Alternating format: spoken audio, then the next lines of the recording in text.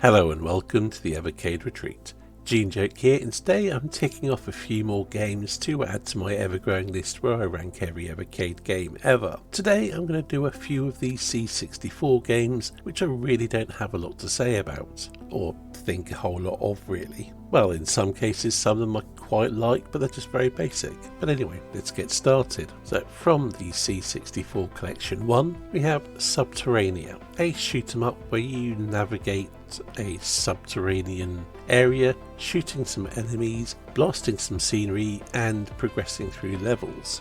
I mean, there's a little bit more to it than that, but not a lot. As you move up and down the screen, your shooting span widens as your ship turns, giving you a slightly wider spread of fire. It's not your conventional shoot 'em up. This isn't hardcore arcade action, and yeah, it's just okay at best. It was a budget release back in the day, and if you paid £2 for it then, you probably would have been too disappointed. But when there's so many good shoot 'em ups on the Evercade, this is not one you're going to come back to.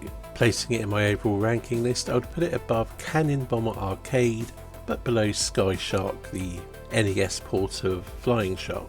Also from the C64 Collection 1 we have Marauder. This is a top-down multi-directional shoot 'em up, and it's perfectly adequate for the C64. There's definitely some fun to be had with it, but again, when there's so many good shoot 'em ups, multi-directional or otherwise, on the Evercade, this one ends up falling a bit short. But it's fine for what it is.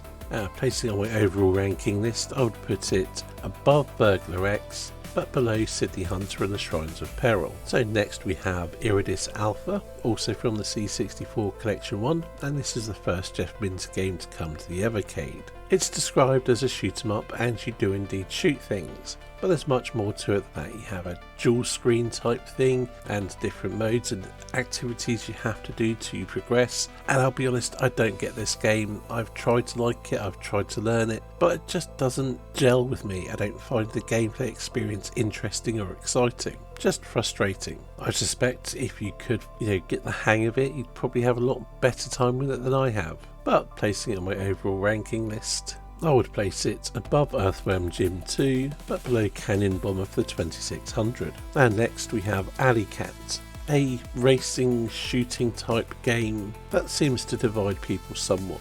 I'm on the camp that doesn't really like it. I appreciate what it's trying to do, that it's trying to do something different. I simply just don't enjoy the gameplay. And finally, from the C64 Collection 1, we have Jumpman. I know many people really like this game, this simple single screen collect 'em up platformer, but it just doesn't gel with me. I have changed the speed settings and given it a good shot, and while it is okay, I can see why some people like it. I'd just much rather play other games of the genre, pretty much any other one on the Evercade, to be honest. Not that it's bad, it just leaves me cold.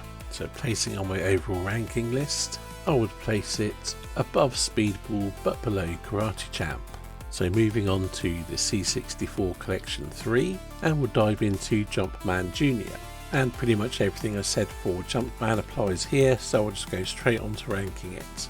And I'll place it right below the previous Jumpman and above Speedball. And finally, also on the C64 Collection 2, Breakdance, the sports breakdance simulator type thing. This game just does nothing for me. It's sort of a rhythm game if you like, but nope, I just can't be bothered with this crap. Just not for me.